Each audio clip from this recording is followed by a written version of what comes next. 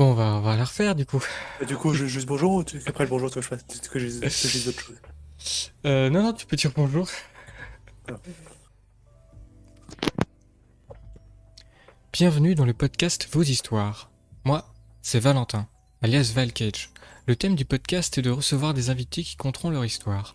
Dans ce podcast, vous profiterez de 12 voix qui raconteront une histoire de leur vie liée à la réussite ou l'échec, de relations amicales, familiales ou de sentiments amoureux. Bonjour Hercule. bonjour Valcage. Bon, est-ce qu'aussi on s'est pas fail? C'est bien. euh... Alors dis-moi, quel âge as-tu? J'ai 21 ans. Ok. Donc tu m'as dit que tu étais de Nanterre, c'est ça? Tout à fait. Donc, je suis né à Nanterre. Maintenant, aujourd'hui, je suis au Mans. Mais j'ai grandi à Nanterre. Ok, ok. Ah oui, c'est vrai, en plus j'ai marqué tu es de Nanterre. Enfin, Pas de souci. euh, Alors du coup, dis-moi, qu'est-ce qui t'amène dans ce podcast? Donc, moi, c'est plutôt la partie échec avec une relation amicale. Suite à une histoire avec un de mes meilleurs amis qui s'est très mal passé. Bah du coup, Euh, je te laisse Très bien. développer, se raconter. Du coup, faut savoir que depuis que je suis tout petit, je suis très grand. Donc, quelle activité sportive fait un enfant quand il est très grand? Du basketball. Donc, j'ai grandi à Nanterre, une ville où le basketball c'est plus que central. Donc, j'ai commencé voilà dans les petites équipes, tout ça. Et dès que j'étais petit, j'avais beaucoup de talent, je le savais. Et du coup, bah, quand on est petit, forcément, quelqu'un avec qui on fait le même sport, on devient vite amis. Du coup, une personne dont je tairai le nom. C'était devenu donc mon meilleur ami très vite. On jouait le même poste, le poste de pivot. Donc c'est le poste où il y a souvent les plus grands et les plus forts, dont je faisais partie. Et avec le temps, on va dire que la réussite est venue vers les niveaux minimes, donc c'est 13-14 ans. J'ai commencé à vraiment bien jouer et à rapporter des titres avec donc l'équipe de Nanterre. Donc pour le palmarès, pour dire voilà, que note du palmarès, donc on a été triple champion 3 ans de suite donc, de France. J'ai été meilleur attaquant des finales, meilleur attaquant de la saison 2015. Et j'ai reçu un titre que tous les pivots minimes de mon âge espéraient, c'est le trophée de Espoir Pivot. Donc ça félicite du coup sur une année le meilleur joueur à ce poste-là, et je l'ai reçu du coup en 2015 pour une saison exceptionnelle. Euh, du coup voilà, le basketball, je voyais vraiment faire ma vie, c'était vraiment bah, plus qu'un espoir, je me voyais faire la vie, je commençais à me faire des amis dans le milieu, et je commençais à faire des contacts surtout, pour citer bah, surtout Rudy Gobert, avec qui quand j'étais petit, j'avais de bons contacts, il me connaissait. Voilà, donc aujourd'hui, Rudy Gobert joue en NBA, enfin 3 fois meilleur défenseur de la NBA, un grand joueur, ça c'est sûr. Et malheureusement, en 2016, lors d'un match, ce meilleur ami qui joue au même poste que moi, donc remplaçant, souvent, vu que je jouais principalement, lors d'un match amical d'entraînement, on jouait. C'était le quatrième quart-temps. Donc, il faut savoir que du coup, donc, dans les entraînements, il y a souvent donc, deux équipes mais du même club, hein. Donc, l'entraînement, lui était dans l'équipe B, j'étais dans l'équipe A. Et lors d'une action, je suis monté au panier. Il a fait une faute grave lors de ce tir. Et lors de la chute, mon dos a atterri sur sa chaussure. Triple. C'était pas une fracture, donc c'était un déplacement des vertèbres, donc triple déplacement des vertèbres. Ce qu'il faut savoir, c'est qu'à cet instant-là, j'étais au sol, je ne pouvais plus bouger, vraiment. Et le bruit que ça a fait, je l'entends encore. Pardon, je l'entends encore Dans tes souvenirs les faire des, plus moites? voilà, faire des échos dans mon crâne, tellement le bruit Hmm. était sec. J'ai cru que c'était cassé, vraiment, j'ai cru que je m'étais cassé le dos. Au final, j'ai été du coup pris à Saint-Cloud, donc qui est une ville à côté de Nanterre, dans un énorme hôpital très réputé. Chirurgien, tout ça, plusieurs jours. Faut savoir que bah, dans ce cas-là, les médecins ne sont pas pessimistes, mais ne sont pas du tout non plus optimistes. Donc clairement, ce qu'ils voyaient, c'est que j'allais sans doute être tétraplégique. Et j'avais ouais, 15... Non, j'avais 16 ans, du coup, à l'époque. Ouais, 16 ans. Quelqu'un qui te dit, bah, tu ne remarcheras plus jamais de ta vie, ça fait très mal. Ça fait très très mal. Mais de là, j'ai eu la grande chance d'être pris en charge par un chirurgien, en tout cas compétent. euh, qui a réussi à faire quelque chose qui fait qu'aujourd'hui, je peux être debout, pas trop longtemps, je peux pas rester non plus des heures et des heures debout sans m'asseoir, mais voilà, je peux être debout, je peux marcher, je peux courir, je peux faire des activités. Voilà, je suis pas bloqué dans un fauteuil roulant et ça, c'est plus qu'un rêve parce Mm. que bon, je vous laisse imaginer une vie dans un fauteuil roulant, c'est pas forcément ce qu'il y a de plus jovial. Du coup, cette grande chance, mais pendant du coup presque 4 mois, j'ai été en rééducation. Et je dirais 2, 3 mois après mon opération, ce meilleur ami est venu me voir et m'a dit droit dans les yeux, ces mots qui ont marqué ma vie. Euh, je comptais le blesser, je pensais pas que ce serait autant, mais j'en suis pas déçu. Voilà. Donc mon meilleur ami de l'époque, où je pensais que c'était une erreur, enfin voilà, qu'une faute comme quiconque aurait pu faire, et que c'est juste un jeu de malchance. Et en fait, non, il m'a avoué droit dans les yeux qu'il avait fait exprès de faire cette faute, qu'à la base, il voulait simplement du coup, me faire très mal, me faire chuter, en tout cas me casser quelque chose, et qu'au final, il était limite heureux de me voir dans cet état-là. Donc, il faut savoir que après ça, bien sûr, je n'ai plus jamais retouché un ballon de basket de ma vie, en tout cas, sauf activité scolaire, et encore, j'en souffrais énormément. Euh, donc voilà, d'un côté, et à cet âge-là, j'avais la haine. Et quand je suis rentré, du coup, quelques mois plus tard au lycée, la première chose que j'ai fait, c'est aller le voir et lui décocher le plus grand coup de tête que j'ai jamais mis de ma vie. Voilà. Parce qu'il y a un moment où il y avait plus que de la haine à son égard, il avait clairement niqué ma vie. Plus que ça. Mm. Parce que ma vie, comme je l'ai dit, c'était le basket. Après, malgré tout, aujourd'hui, j'ai refait ma vie et.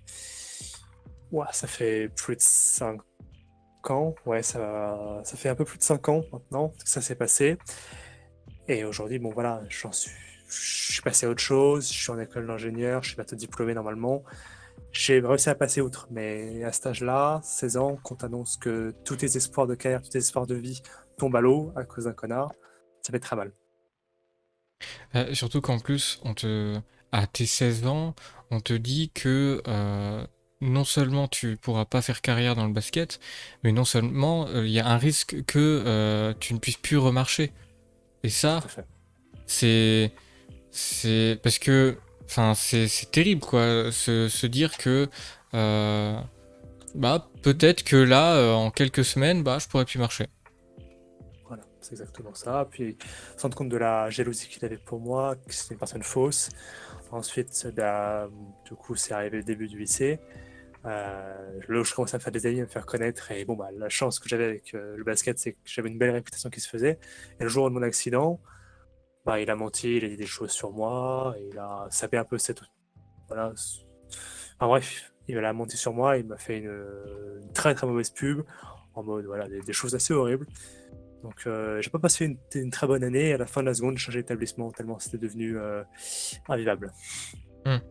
Donc voilà, une belle histoire de jalousie qui a coûté cher à l'époque, mais aujourd'hui ça va mieux. Parce que du coup, ça, euh, t'as dû faire de la rééducation, non? Tout à fait, oui. Donc une rééducation qui a duré presque 6 mois.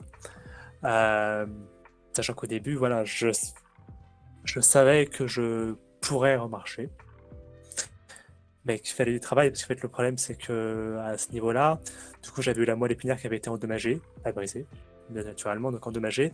Et en fait, le problème que j'avais, c'est que si je ne travaillais pas vite ce point-là, en fait, elle risquait de se stabiliser dans une position où ce serait inconfortable. Et en fait, s'il y aurait eu besoin d'autres opérations, ou qu'il y aurait eu besoin de choses encore plus violentes, encore plus risquées. Et du coup, cette rééducation elle a duré presque 6 mois. C'était quotidien, c'était du travail tous les jours, centimètre par centimètre, millimètre par millimètre, pour me relever de plus en plus, pouvoir marcher de plus en plus longtemps. Et au bout des 6 mois, j'étais capable voilà, de marcher sans assistance, sans béquille, de courir un petit peu légèrement et de faire des légers sauts. Mais aujourd'hui, voilà, aujourd'hui, si je mets pas au courant les gens, voilà, je me déplace normalement, je cours normalement, je saute pas très haut, mais j'arrive à sauter. Voilà. Donc, à part les gens qui sont au courant de ça, qui j'en parle, il n'y a pas de. Vous me croisez dans la rue, vous pouvez pas vous dire, lui, c'est Arkio, il s'est cassé le dos. Ok. Mais du coup, ouais, c'est 6 mois quand même, Mm. c'est fou, hein. Très long. Très très long. En plus, c'est très long quand t'as 16 ans, quoi. Parce que Exactement. c'est des années, enfin, là, en l'occurrence, c'est des mois qui sont précieux pour C'est sûr. Puis surtout l'adolescence, savoir quoi. que pendant ce temps-là, bah, mon équipe jouait et à mon poste, bah, il y avait cette personne. Il y avait mon ancien meilleur ami qui jouait du coup à mon poste, qui Hmm. m'avait clairement volé ma place. Et donc voilà, ça faisait encore plus mal de les voir jouer sans moi et profiter des matchs sans moi. Hmm. Et avec quelqu'un qui m'avait mis dans cet état-là. Surtout, du coup, tu l'as su à quel moment que c'était volontaire? Avant ou Je après dirais- la rééducation? Non, bah, pendant la rééducation, j'ai eu du coup presque une semaine et demie où j'étais un peu baladé d'hôpital en hôpital pour essayer de voir ce qu'on pouvait faire de moi. Là, je dirais après une semaine et demie, 2 semaines après l'accident, j'ai eu accès à cette opération qui m'a sauvé la vie. Donc, sachant que donc, c'est une opération finale, il y en a eu trois. Il y a eu trois mini-opérations.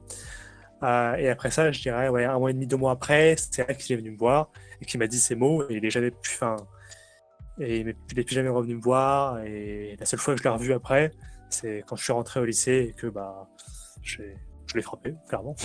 Hmm. Voilà. Mais en Mais plus, c'est-à-dire que, ouais, enfin, c'est assez impressionnant quand même de vouloir faire ça, même, enfin, même si c'est blesser quelqu'un juste par jalousie. Là, en l'occurrence, c'est aller très ouais. loin. Donc, c'est d'autant plus grave. Ouais. Mais j'avoue il y a une vraie réflexion sur la jalousie qui fait que là, c'est assez fou parce que à quel point, en fait, il aurait été capable de voler cette place. Et ouais, c'est fou. Et du coup, maintenant, qu'est-ce qu'il est devenu finalement? Tu sais, est-ce que tu sais un peu. Je crois que il est commercial dans une petite entreprise. Enfin, en tout cas, je sais que le basket, voilà. Hmm. Enfin, il n'a pas du tout continué dans le basket. Il n'avait pas le niveau ni le mental pour être à haut niveau. Il a essayé, je crois, 1 ou 2 ans, mais ça, il a jamais percé. Hmm. Et après, avec le temps, moi, j'ai pu réfléchir sur tout ça. Et donc, cette jalousie, oui, c'est sûr que elle est horrible. Après, j'essaie de comprendre qu'est-ce qui a pu l'amener à tout ça. Et en fait, bah, je me rends compte que le fait qu'on gagnait autant, bah, en fait, c'est peut-être là aussi qu'il a jalousé. C'est que bah, on gagnait et c'était moi sur le terrain. J'étais le titulaire, j'étais le pivot. J'étais enfin, il jouait soit quand on dominait, soit quand j'avais me reposer, quoi. Hmm. Donc, et puis surtout dans une équipe comme ça aurait été une petite équipe où on gagnait peu de choses. Je pense pas qu'il y aurait eu autant de jalousie, mais là, bah, ce qui se passe, c'est qu'on gagnait. Quand on gagnait, bah, on se serrait tous dans les bras et lui était sur le banc. On gagnait des trophées, on les remettait aux titulaires, on les remettait pas aux remplaçants. Celui Ouais. qui gagnait toutes les récompenses au poste de pivot, c'était moi, c'était pas lui. Donc je pense que bah, ouais, ça a duré vraiment Ouais, 3 ans où on a mais. beaucoup gagné tout ça. Mais après, bien sûr, ça n'excuse en rien dans son geste. Et aujourd'hui, voilà, je suis passé à autre chose, mais le geste qu'il a fait, je ne le pardonnerai jamais. C'est quelque Ouais. chose qui me marquera à vie parce que voilà, aujourd'hui j'ai 21 ans, je suis en pleine forme, mais je sais très bien qu'à 40-45 ans, quand je commencerai à avoir des problèmes, à ce dos, ce sera un grave problème et je risque voilà, d'avoir des graves problèmes de dos à 35-40 ans. Hmm. Et que je finirai ma vie dans un fauteuil roulant, ça je le sais. Mais je profite, voilà, je suis malgré tout au courant de la chance que j'ai de pouvoir marcher quand même. Donc j'en profite, j'en profite. Du coup, c'est un message aussi de se dire que, bah écoutez, vous avez deux jambes, vous avez un dos en parfait état, qui vous permet d'être debout et de pouvoir marcher. Bah profitez-en. Parce que tout le monde n'a pas la chance d'avoir un dos parfait, finalement. Et Tous les problèmes de dos, c'est très handicapant en fait. ouais, Surtout avec ma taille. Parce que bon, oui. ça, j'ai malgré tout eu la chance que ça a aussi un peu coupé ma croissance. Mais aujourd'hui, je suis 1m96 avec un dos comme ça. Donc je suis amené très souvent à me pencher, et dès que je me penche, bah, je le sens. Je sens qu'il y a Hmm. ça, parce que du coup, de cette opération, donc il résulte que j'ai une plaque qui tient mon dos, que je sens peu, mais qui est malgré tout présente. Et quand je me penche, quand je fais des gestes, je la sens, cette plaque. Et donc elle me rappelle un peu tous les jours qu'elle est là et tout ce qui s'est passé. Mais oui, c'est sûr que je peux pas, voilà, je peux pas me plaindre parce que je suis debout, quoi. Et que je peux faire la vaisselle sans assistante, que je peux aller aux toilettes sans assistance, que je peux avoir une copine qui me juge pas, qui tout ça, qui est en confiance avec moi. Et ça, rien que ça, déjà, ça me suffit. Ouais, c'est beau. Je voulais te poser aussi une question à propos de... euh, du coup, est-ce qu'il y a des activités que tu peux pas faire quand je parle d'activités, j'imagine que l'acrobranche ou genre des sauts en parachute, c'est pas forcément c'est pas forcément dans ma question. Je parlais plus des trucs un peu quotidiens que on a peu tous. Est-ce que par exemple conduire une voiture, c'est possible?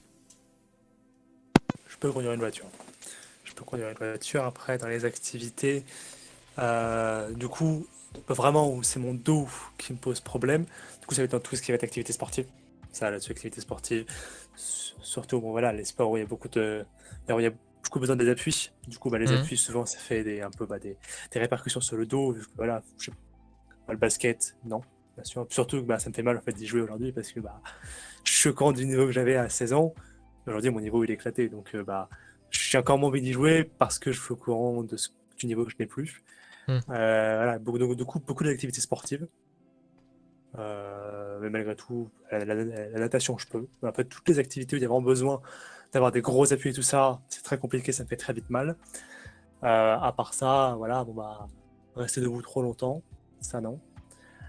Euh, et surtout, dans les transports en commun, qui plus avec ma taille, j'ai besoin d'avoir de l'espace en fait. Parce que si j'ai les jambes trop pliées, et ben, en fait, ça me met. J'ai pas le dos droit, et dans ce cas-là, bah, c'est pas bon. Je le sens, c'est pas bon, et souvent, bah, ça m'arrive, voilà, je suis dans le bus, et les bus, bon, je sais que juste faire 1,90 m dans un bus, juste faire 1,90 m dans un bus, c'est déjà un challenge. Donc avec ma taille plus mes problèmes, souvent, si le bus est pas vide, et bah, au bout de 4-5 stations, je sors tellement j'ai mal au dos, en fait. Mhm. Ok. Voilà. Mais à part ça, non, c'est pas un souci. Après, dans les activités, comme tu disais, voilà, bien sûr, pas d'activité sensation forte. Le jet ski, non. Les sauts en parachute, non. Acrobranche, non. Tout ça, voilà, non. Mhm. J'imaginais bien la réponse, effectivement. Mais ouais, ok. Après, là où je peux, un truc un peu à sensation forte, c'est voiture de sport. J'ai fait ça, pilotage, enfin, pilotage à côté d'un pilote. Ça, je peux parce que bah, voilà, c'est dans une voiture et ça se passe bien. Sur plus, l'avantage de ces voitures-là, c'est qu'ils ont des sièges en cuir bien rembourrés, donc c'est génial. Tout ce qui va être activité, voilà, où ça peut tirer sur le dos, donc le parachute, ça, c'est même pas, voilà, c'est hors de Mhm. question. Le truc, voilà, jet ski, où tac, tac, tac, ça fait des sauts sur le dos, c'est non. Enfin, voilà, toutes les activités. En fait, toutes les activités où il va y avoir de la répercussion, où il peut y avoir des chocs sur mes fesses, mon dos, mes pieds, ça, non. Parce que, en fait, bah, ça se répercute sur le dos, je le sens, et 1 minute, ça va, 2 minutes, je pleure, en fait. Mhm. Ouais, et puis du coup, tu prends pas du tout de plaisir, quoi. Y a pas Tout à fait, là, puis pas il y de a un moment, ça plaisir. devient une douleur, en fait. Ça devient une Ouais. douleur, et une douleur telle qu'en fait, bah, je commence à avoir des fourmillements dans les jambes, dans les bras, parce qu'en fait, la douleur est telle que, bah, voilà, je me referme, et j'ai le sang qui afflue plus tellement aussi bien. Mhm. Mais après, le principal problème que j'ai, c'est surtout ma taille en fait. C'est que j'arrive à un point où je suis tellement grand que je dois souvent me pencher, je dois souvent faire tout ça. Et en fait, bah, me pencher, ça plie mon dos, c'est pas bon. Donc c'est un peu Mhm. antithétique parce que bah, je dois me pencher pour vivre, sauf que si je me penche, ça fait mal. Typiquement, faire la vaisselle, c'est un challenge. Ah ouais. Pourtant, ouais, tu peux faire la vaisselle, ça, prendre le bus, faire les courses. J'avoue, j'ai même pas pensé à faire la vaisselle, mais ouais, j'avoue que Ouais, la faire la vaisselle. vaisselle. Moi, je suis à soit en fait je reste droit et bah, je regarde pas trop ce que je fais et j'ai les mains dans l'évier sans trop regarder, soit je suis vraiment loin et en fait je me penche peu. pour en fait Ouais, voilà, je pouvoir voir, mais en fait c'est soit je fais la vaisselle sans regarder, soit je le fais de loin et j'en mets partout. d'accord. Qui dans les deux cas reste très peu pratique, mais C'est bon, c'est bon. Mais bon, j'ai l'avantage, j'ai l'avantage, bon, c'est un peu bizarre de dire ça, mais voilà, j'ai une copine qui fait souvent la vaisselle, donc c'est un avantage pour moi, donc ouais. là-dessus je suis quand même heureux de l'avoir. Puis voilà, surtout ça fait mal en fait. C'est-à-dire que même moi, ça me fait chier parce que bah je suis grand, je suis bien, et des petits trucs comme ça du quotidien, je peux pas les faire, ça me fait mal et ça fout la haine en fait, ça fout vraiment la haine. Ouais, Parce bah que ouais. j'ai envie d'être comme les autres. Voilà, c'est très clairement, c'est ça. Même si par ma taille je suis un peu hors du commun, mais voilà, j'ai envie de Hum. faire comme les autres. Mais non, mon dos me rappelle tous les jours, mon pote, calme-toi, t'as déjà de la chance d'être dans ton état, va pas trop tirer sur la corde. Hum. Voilà. Ok. Alors, qu'est-ce que j'avais comme question? Oui, du coup, après le coup de jalousie de ton pote, est-ce que du coup t'as perdu tous tes amis? Tout à fait. Ouais. C'est ce qui était aussi très bizarre, c'est qu'en fait, mais je me suis rendu compte, en fait, des effets de la popularité et à quel point les gens pouvaient être faux. C'est-à-dire que bah, beaucoup, donc je suis arrivé en seconde, ça arrivait au début de seconde, mais bah, beaucoup de personnes de mon lycée étaient dans mon collège avant, en fait, parce qu'on avait le collège et le lycée qui étaient à côté. On va dire que 90% du lycée, c'était les gens du collège dans lequel j'étais. Et du coup, bah, la popularité que j'avais en troisième, bah, voilà, en troisième, j'étais très très populaire parce que j'étais un très grand joueur de basket et tout ça. Ça a suivi au lycée. Et quand j'ai eu ça, bah, j'étais plus Paul, le champion, tout ça. J'ai pas eu tous mes amis. En fait, tous mes amis m'ont tourné le dos et ça fait mal le fait de se rendre compte qu'en fait, ils étaient là juste parce que j'étais bon au basket, juste parce que j'étais populaire, juste parce que tout ça. Et que le jour où j'ai perdu ça, bah, ils ont tous disparu. Et ce qui m'a fait encore le plus mal, et là-dessus, bon, j'en suis.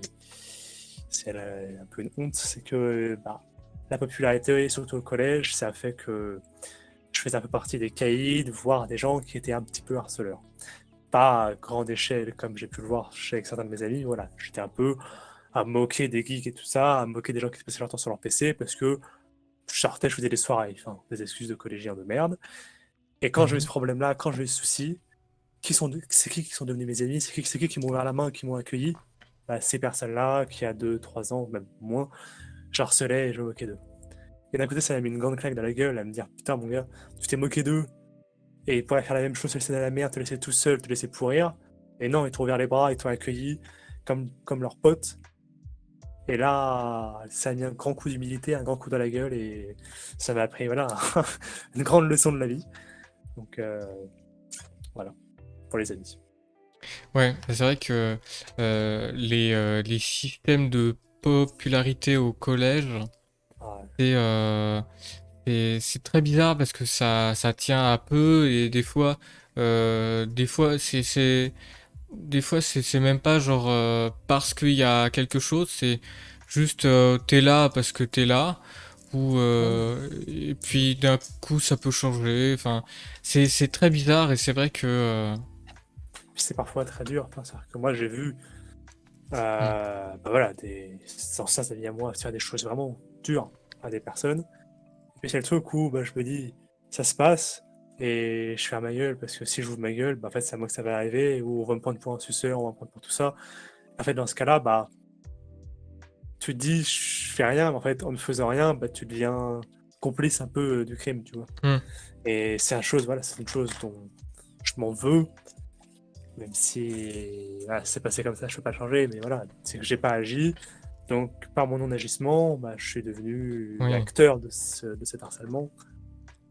Et voilà, Oui, et puis en plus, à cet âge-là, on est naïf, on, exactement, c'est ça. Puis on c'est en voit mode, pas voilà. vraiment, on n'a pas assez de recul pour savoir que c'est une erreur. Oui, puis souvent, c'est juste écraser les autres pour s'en sortir, voilà, ou écraser les autres pour se sentir plus fort, tu vois. Hmm. Ce que je trouve absolument débile. Oui, complètement. Bah, surtout que bah, je suis arrivé, enfin, on est arrivé au lycée, et au lycée, ça a changé complètement, et puis tout cet esprit-là, mais c'est vrai que le collège, Et quand j'en parle avec beaucoup de mes amis actuels, et même voilà, avec presque tout le monde, ça c'est vraiment le collège, c'est la personne où tout peut, chacun se cherche, et où il y a vraiment genre les harceleurs et les harcelés, quoi. Et quelques personnes au milieu, mais c'est rare. Souvent qui font ping-pong entre les deux, qui sont acceptés d'un côté puis acceptés de C'est l'autre. ça, exactement.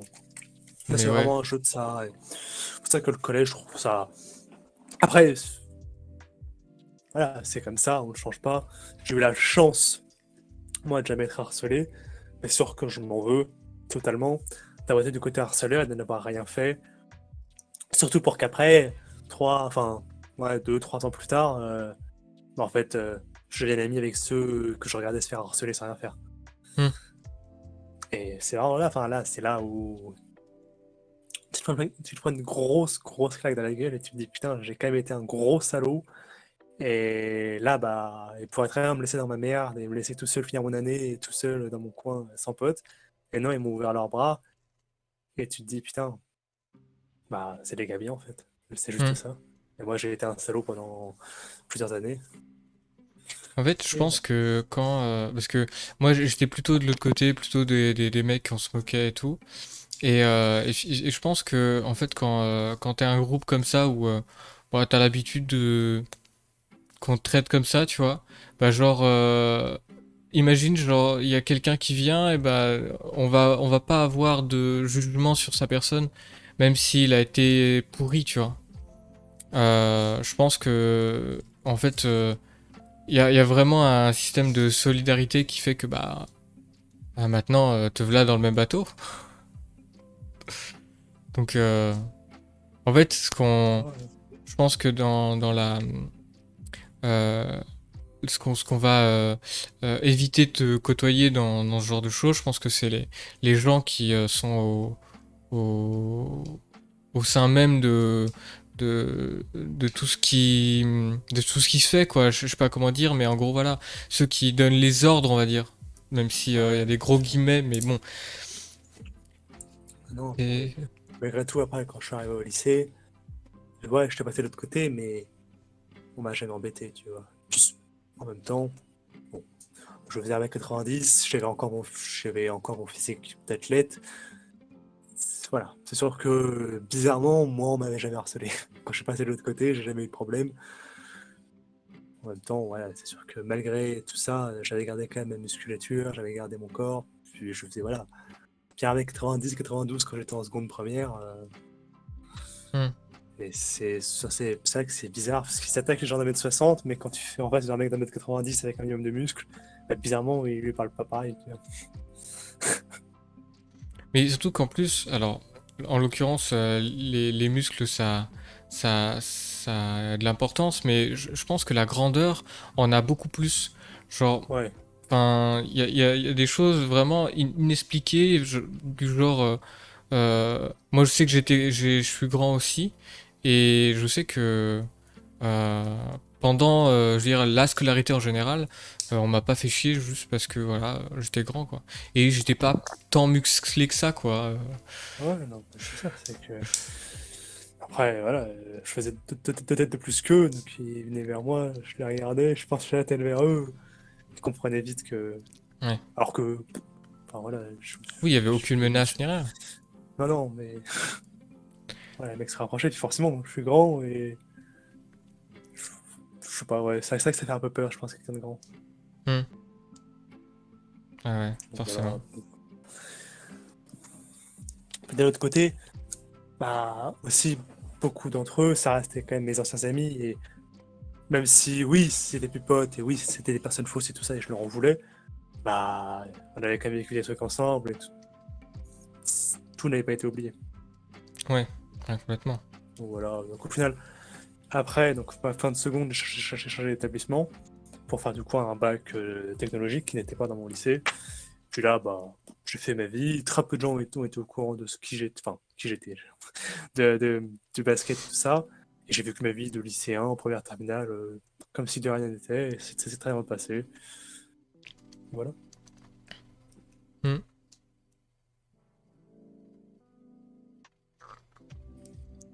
Mais j'avoue que c'est fou le fait que entre le collège et le lycée, à quel point les gens s'assagient. Ça. Vraiment. Vraiment. C'est... Bon, il y avait encore des petits quais et tout ça. En fait, ce qui se passe, c'est que c'était plus stylé de faire ça. C'est-à-dire que au collège, c'est stylé d'en mettre les autres, c'est stylé d'être le king, c'est stylé Hmm. d'avoir de la corpulence et d'avoir de l'influence sur les autres.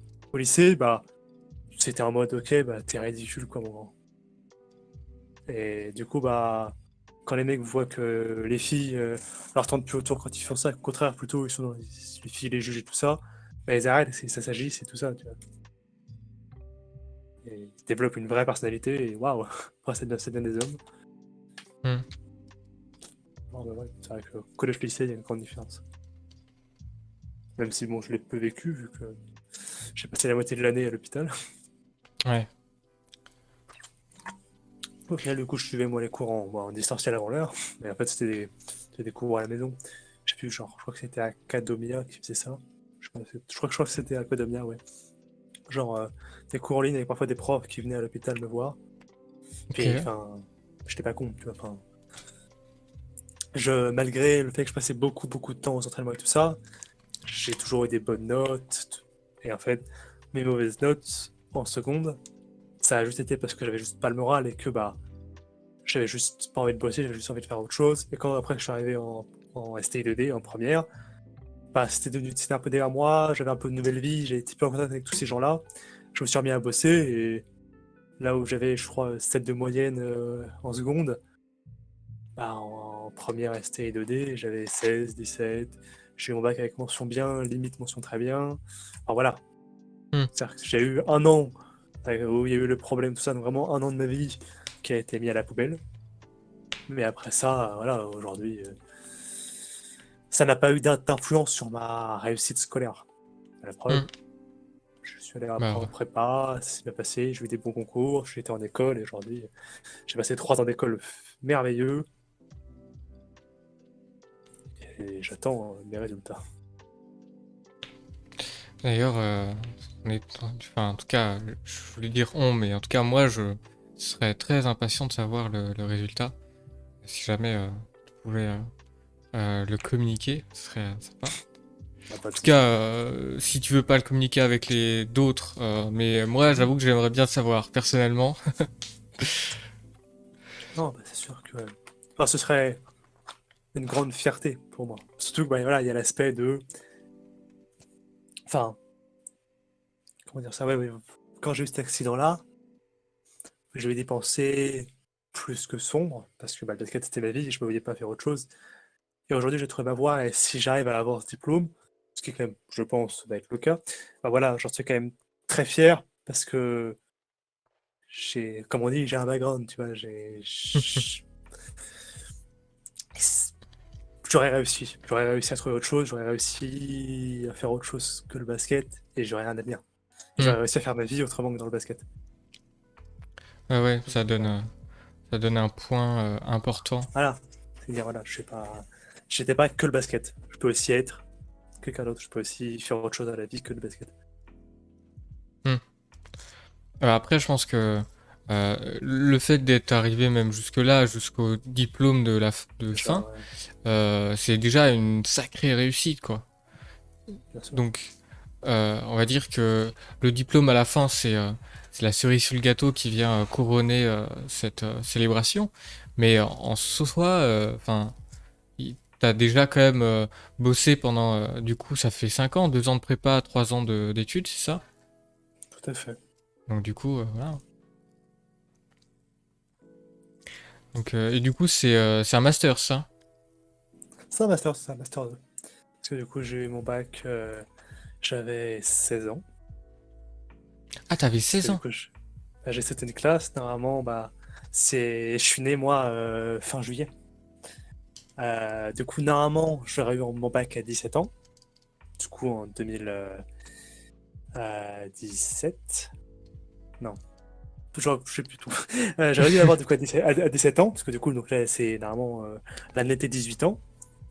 Sauf que là, bah, vu que j'ai sauté une classe, bah, c'était l'année de mes 17 ans, et j'avais 17 ans un mois après, donc j'ai vraiment eu le bac à 16 ans. J'ai Ok. le bac à 16 ans, première, deuxième, 17, 18, c'est ça, ouais. C'est ça. 21 et genre 22 ans, et troisième année.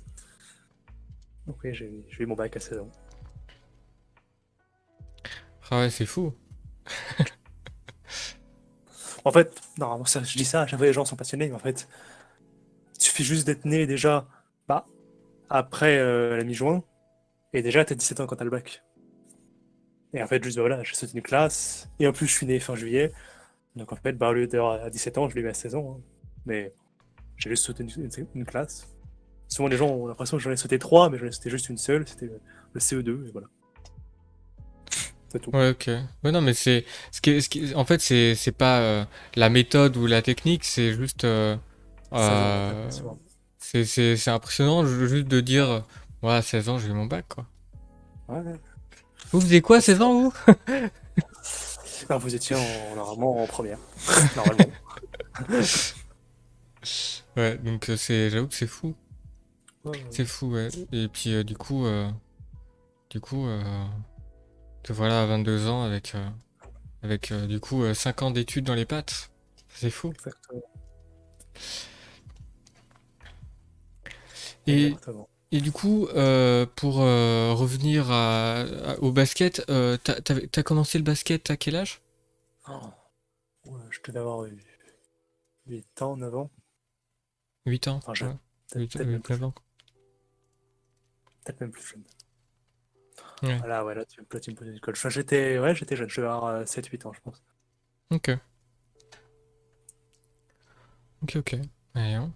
Ouais, donc en fait, t'avais déjà fait ça existe des matchs 7-8 ans, un truc comme ça, et avec des qualifications et tout, non? Ou, Ah non, non, pas du tout. Ça commence, je crois, en poussin. Donc c'est 11-12 ans. ok, Où là, ouais, là, ça commence à peu près à jouer genre la départementale régionale. Et ok, après, tu passes en minime, où là, minime, tu as les premières nationales. Donc minime, c'est 13 ans.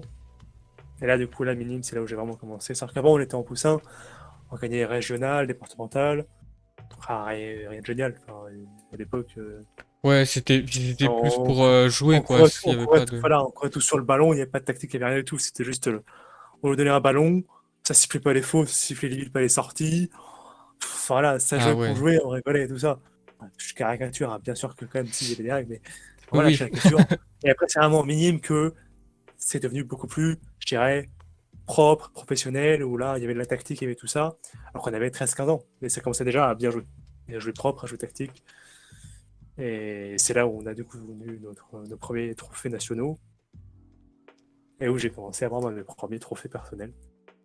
hmm. Avec, bah, si tu veux, je peux t'envoyer. J'ai laissé à côté de moi, je peux t'envoyer des photos de mes coupes si tu veux.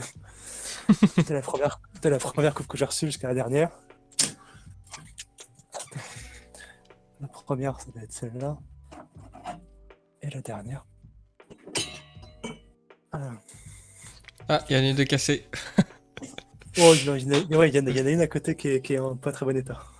Ah ouais, Non, bon, j'ai un étage dans mon placard, il n'y a que ça. Bah, je te l'envoie sur Discord, ça te va? Ça te va? ouais, ouais, vas-y, vas-y. Je regarde comment je vais afficher ça.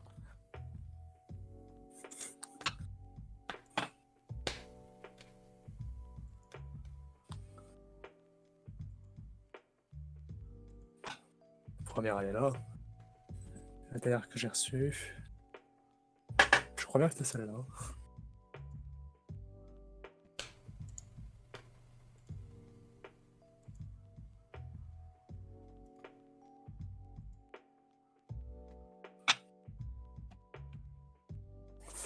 Voilà, puis si tu veux, hop.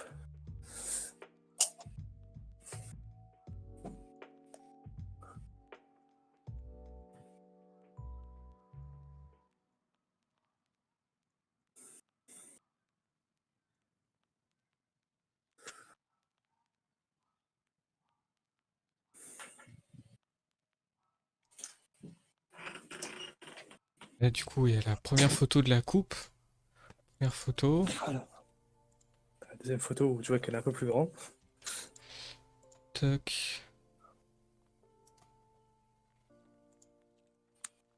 Et après, je t'envoie un dernier si tu veux toutes les coupes que j'ai pu avoir. Avec à gauche, la coupe qui se casse un peu la gueule.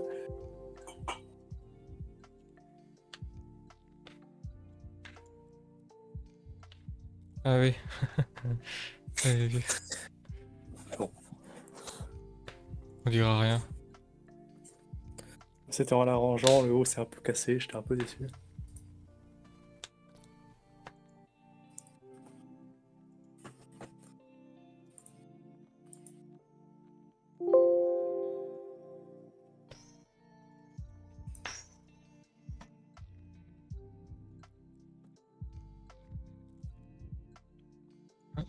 Attends, c'est pas enregistré.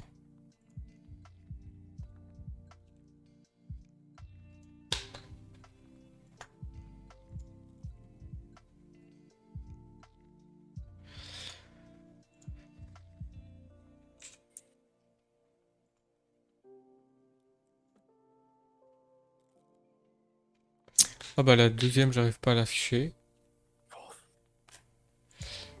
Bon. Et puis, celle-là, je vais essayer de faire quelque chose quand même pour celle-là. Pour la Non, troisième. c'est juste pour toi si tu veux. Euh... Ouais, bon bah du coup, vous voudrez que la première, j'arrive pas à les afficher. Ouais, enfin voilà, c'est que la première elle tient entre mes deux doigts, entre mon pouce et mon majeur, et la troisième elle fait la taille de mon avant-bras quoi. Ah ouais, ok. Ah mais en fait, en photo, on voit pas trop la diff. Ah ouais, ouais. Tu vois, je trouve. Ok.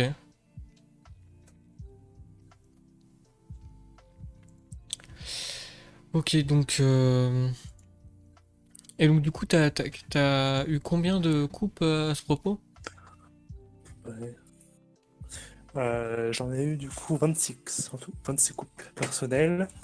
Ah, donc c'est juste pour moi, j'en ai eu 26, juste à mon compte. Sachant que voilà, il y a parfois eu des coupes départementales, régionales, enfin, voilà, des coupes moins intéressantes, on va dire. Et en club, en tout, on a eu. Je compte. 2013, 1, 2, 3.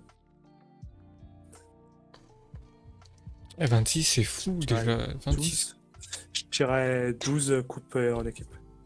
12 coupes Sachant en que là, en équipe. fait, voilà, sachant que là, du coup, en équipe, ce qu'on gagne, ça peut être soit départemental, soit régional, soit national. Du coup, une pour chaque. Euh, Ok. et après, ça va être plein de compétitions, par exemple, des tournois auxquels on participe. Par exemple, bah, en fait, comment ça marche au niveau minime? C'est t'as un week-end. Donc, soit c'est tu joues des matchs. Donc voilà, bah, c'est comme le foot, 3 points si tu gagnes, 1 point si égalité, 0 point si tu perds. Ça, c'est vraiment Mhm. comme dans beaucoup de sports. Et après, parfois, tu as des tournois. Donc là, bah, c'est tu vas un week-end à un endroit et c'est tu joues vraiment tout le week-end, c'est-à-dire du vendredi au dimanche. Donc bah, souvent, je faisais un mot le vendredi, enfin souvent une fois tous les 2 mois, quoi, un mot le vendredi, pour j'allais pas en cours. Et vendredi, samedi, dimanche, je jouais, et à la fin du dimanche, bah, le gagnant avait une belle coupe. Souvent, c'était une grosse coupe, plus voilà, des petites récompenses personnelles. En fait, c'est comme ça, hein, facilement. Vu qu'on participait à beaucoup, beaucoup de tournois, en fait, voilà, on avait une coupe pour le tournoi, plus 3-4 coupes personnelles, et souvent j'en gagnais une. Donc voilà, c'est comme ça qu'en fait on se faisait beaucoup, beaucoup de trophées. Ok, ouais, stylé. Mais voilà, la plus grande, et la celle qui faisait le plus plaisir, c'était en fin d'année, être sacré, voilà, champion national. Là, voilà, là par contre, là, c'est des belles coupes. Et là, c'est déjà bien différent. Ouais. Ah ouais, j'avoue que, en fait, sur la photo que tu m'avais envoyée et que j'ai affichée là, on voit pas à quel point la première photo elle est petite, enfin la première elle est Ouais, petite par rapport à l'autre, quoi. C'est, c'est, enfin, c'est fou. voilà. C'est, Ouais, la première, c'était juste. Je crois pas que j'étais en poussin quand je l'ai eu, celle-là. C'était, je crois, j'avais gagné un petit tournoi, un truc comme ça, enfin, pas grand-chose, hein. Et la dernière, du coup, que j'ai montré, elle, c'était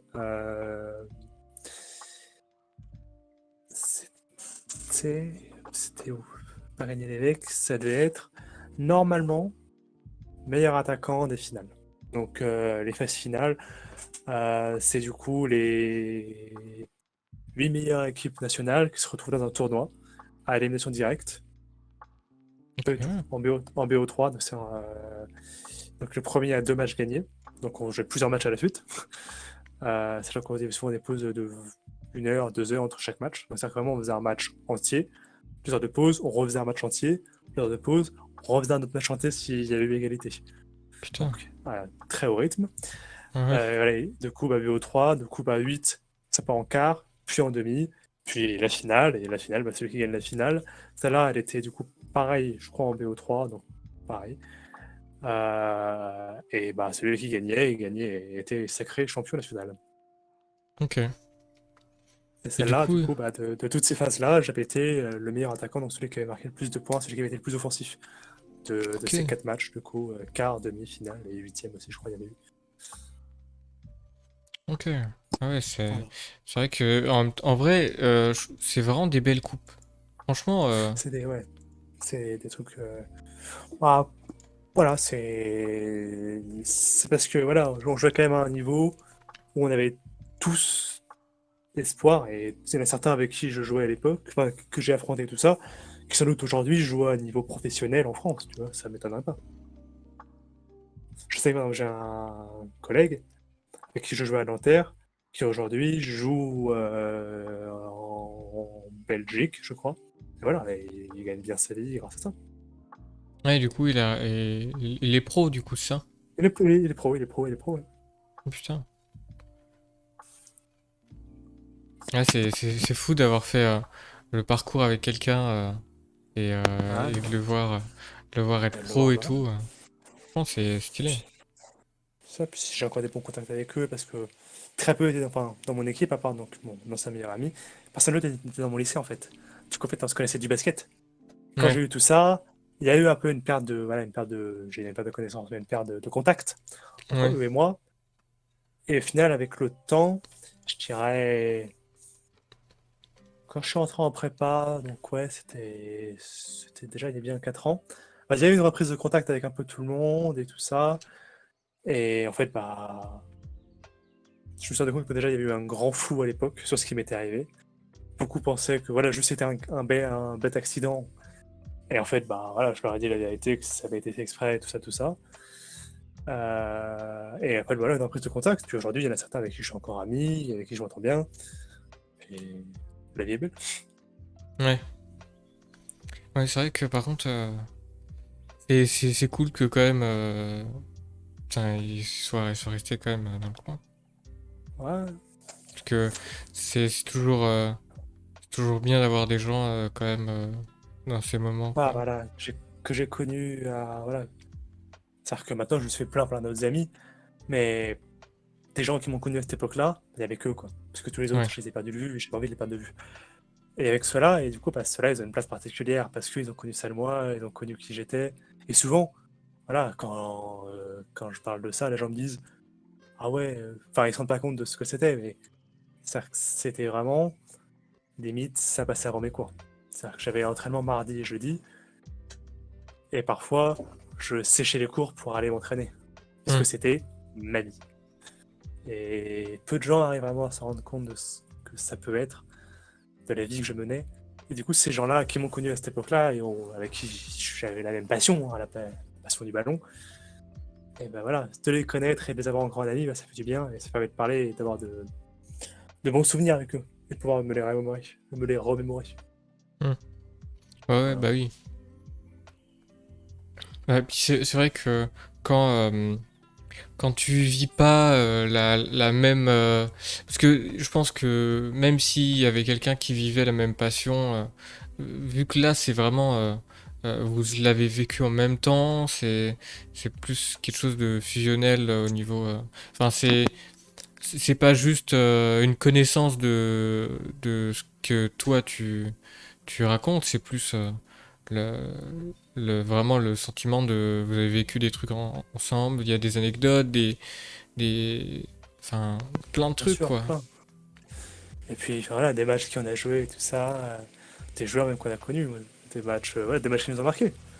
Bah oui. Certains voilà, ça nous ont bien plus marqué que d'autres. Je me souviens de matchs où, déjà, moi, pour mon époque, j'étais très grand, j'étais l'un des plus grands en France à mon poste. Voilà, donc, voilà, souvent, ça amenait que à mon. Surtout que le poste de pivot, c'est vraiment un poste où c'est bête et méchant, t'es un peu sous le panier, et le plus grand, le plus fort, il gagne, quoi. Et à ce Hmm. jeu-là, j'étais loin d'être mauvais. Parce que je savais pousser, je savais jouer le contact et j'étais bon à ce poste-là. Et parfois, il y avait des matchs, des petites équipes qu'on connaissait pas, tu vois, dans le sud de la France ou dans le nord, des équipes qu'on connaissait pas du tout, pas du tout dans notre région et tout. On arrivait après 3 heures de bus, même parfois plus. On se posait et tout, on mangeait, on arrivait, on jouait. Et le mec, il mettait 30 centimètres de plus. Le mec, il avait quoi? Il avait 14-15 ans, il était avec 90. Et là, j'étais là et wow. Hmm. Et des matchs où, bah, c'est voilà, des matchs comme ça, hors du commun. Souvent, malgré tout, on gagnait, parce que on était les meilleurs. Mais voilà, des matchs qui m'ont marqué, qui ont marqué l'équipe. Et voilà, ça fait du bien d'en parler, ça fait du bien de garder contact. Et voilà, ça fait forcément du bien d'en parler, parce que je veux pas non plus l'oublier, cette période. C'est une période que j'ai vécue et je veux pas l'oublier. Oui, oui. Euh, Oui, est-ce que tu voulais aborder quelque chose en particulier, est-ce que j'avais pas que j'ai Non, non, pas pas du tout. dit? Bon Non, bah du tout coup a été dit, j'ai pu dire tout ce que je voulais. bon bah du coup Voilà, ouais. ouais, tu voulais rajouter quelque chose? Non, non, c'est toujours garder l'espoir, hein, que rien n'est perdu dans la vie, et que même si vous avez l'impression qu'on vous a volé votre vie, bah, il y a toujours moyen de trouver autre chose et que tant que vous êtes là, c'est toujours possible. Rien n'est C'est jamais perdu. c'est beau que tu dis ça parce que en fait le but du podcast en fait c'est ça, enfin moi ce que je voulais faire c'est ça quoi. Genre en mode les gens qui puissent partager leur histoire, partager leur moment de vie, qui disent bah, en fait moi il m'est arrivé ça et en fait peut-être que toi il t'est arrivé la même chose, peut-être pas et peut-être que si jamais ça t'arrive et ben tu sauras comment faire en disant bon bah enfin on n'est jamais armé sur les choses qui nous arrivent, mais en se disant que bah, tu te souviens, il y a un gars et il est arrivé la même chose ou presque, et regarde où il est maintenant. Il passe dans un podcast. Qu'est-ce qu'il va foutre là, quoi. Et finalement, j'ai reçu plein de gens qui ont eu des histoires assez folles où il y a eu des trucs assez, enfin ouais, des trucs assez fous où tu te dis waouh, il y a des gens qui sont capables de faire ça quoi. Et oui, il y a des gens qui sont capables de faire ça. Et donc faut être, faut se dire que voilà, rien n'est jamais perdu et que on peut combattre ça. Alors, pas seulement en écoutant ce podcast évidemment, mais bien évidemment, il y aura besoin du coup, comme on l'a dit, d'être accompagné, qu'il y ait des amis, euh, que, que justement il y ait la famille aussi. La famille, c'est important. Ça soutient. Et puis voilà, ouais, faut beaucoup d'espoir dans des moments où c'est très bas. Et puis, je sais pas si c'est le cas, mais en tout cas, il y a, enfin, faut pas avoir honte de, je sais pas, un coup, tu vas voir un psy et y a aucune honte en fait à avoir à aller mal parce que, bah, en fait, beaucoup de gens vont mal et il faut, pour faire en sorte que ça aille mieux, peut-être que faut aller voir un psy. En tout cas, moi, ça m'a fait très plaisir de discuter avec toi. Ah, pareil pour moi, hein. Un grand plaisir. Et oui, c'est sûr que pour le psy, moi, j'y ai réfléchi, j'en ai jamais eu besoin, mais bien sûr que c'est pas. J'espère que ça n'arrivera jamais à personne. Mais une histoire comme ça, ouais, c'est très dur, mais on peut toujours s'en sortir. Il y a toujours une issue. Hmm. Je parlais des psys parce que, en fait, ça dépend de qui tu es, en fait. Quelle est la personne que tu es, qui est capable de surmonter. En fait, on est tous différents et on surmonte chaque épreuve différemment. Donc, évidemment, c'est pas parce que Hercule y est arrivé que toi, tu pourras pas y arriver sans. euh, tu pourras pas y arriver sans l'aide d'un psy, ou tu pourras pas y aller, enfin, tu pourras pas y arriver tout court en fait. Faut se dire que juste c'est possible, et que même si t'es au plus bas, et bah fais-toi aider quoi. En tout cas, c'est une fin de podcast. En tout cas, merci à vous d'avoir écouté ce podcast jusqu'à la fin. Et si vous avez des histoires à raconter, contactez-moi. Je suis sur Discord, Instagram et Twitch. Les craintes. Je cherche aussi un jingle à ce podcast. N'hésitez pas. Et oui, même à la 2e saison, je cherche encore un jingle. Et pensez à fêter la fête des pères qui est ce dimanche. Voilà. En tout cas, à bientôt dans un prochain podcast.